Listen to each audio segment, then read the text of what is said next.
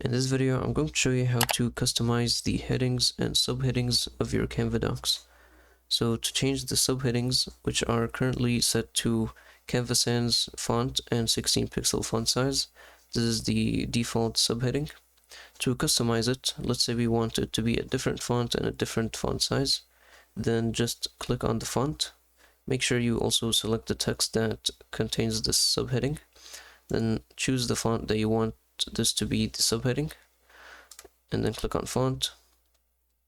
And then let's say I want it to be Poppins instead. And then you can change the font size now of your subheading. So I want it to be 20. And that's it.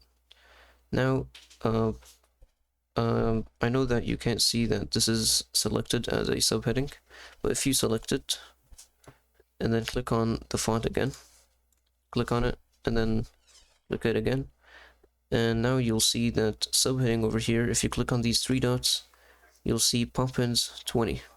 So that means that we have changed our subheading style to be Poppins font and 20 pixel font size.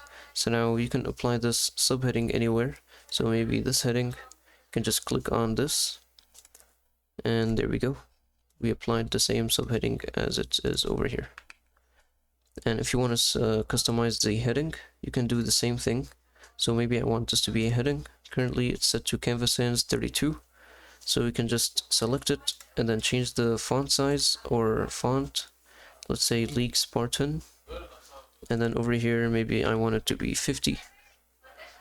And yeah, now just